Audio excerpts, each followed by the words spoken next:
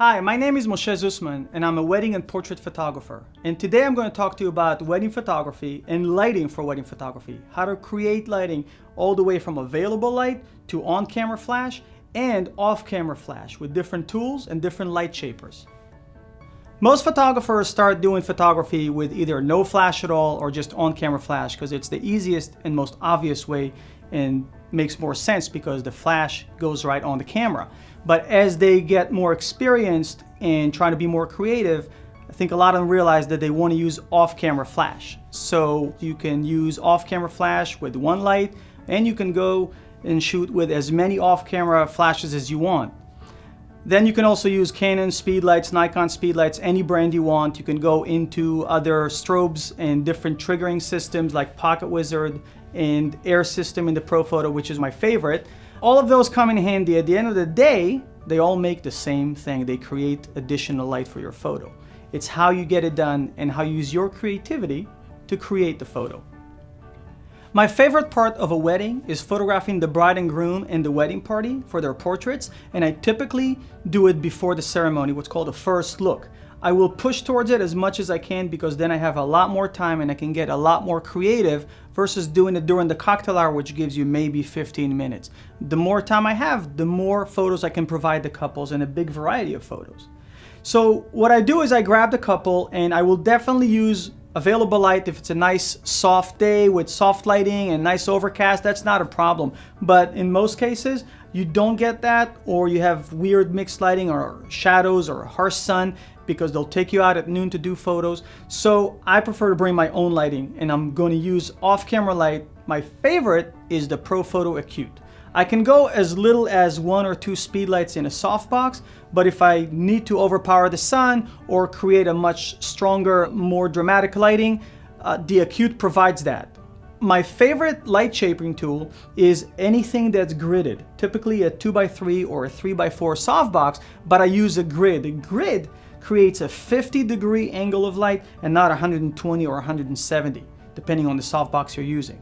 That gives me a lot more creativity, and I can create a much softer look or a harsh look if I wanted to. If you're using available light, you'll notice a lot of times that you have to either underexpose or overexpose, and you can't balance the exposure between the background and your couples. With off-camera lighting, you can balance that, and you get a lot more detail in the skin tones and much more true color in the skin tones. During a wedding ceremony, I usually try to be as mobile as possible, as quick as possible, so I'm going to stick to on-camera flash. You're generally not allowed to use flash during the ceremony, only during the processional when couples are walking down the aisle or at the end. And then I use it just on camera, directed straight at the people, and dial down the TTL just a little bit to not overexpose people.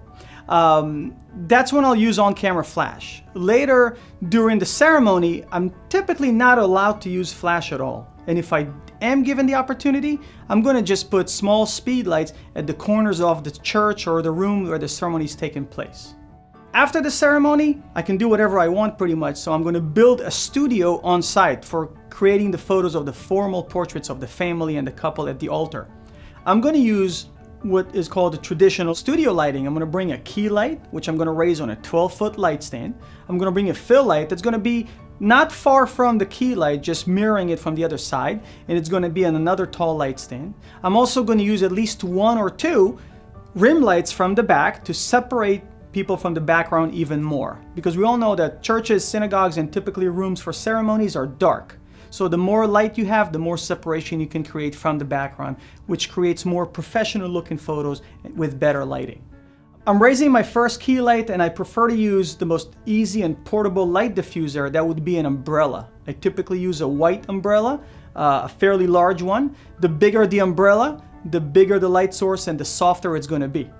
So as I'm photographing the portraits with umbrellas, I can also upgrade to softboxes, which gives me a little narrower angle of the light, but a little more creativity with controlling the angle of light. So I can use softboxes. My favorite size is a 3x4. It's big enough. It can accommodate as little as 2 people at the altar and as far as a huge wedding party or a big family. If I only have the bride and groom from me or the bride and groom and their parents, I'm going to use the lights in the most traditional way. Key light, fill light that's relatively away from me, but if I have a huge group in front of me, I'm going to try and avoid drop shadows from one person to the other by bringing those two key and fill light closer to the camera. So the lighting will be a little more flat, but much safer.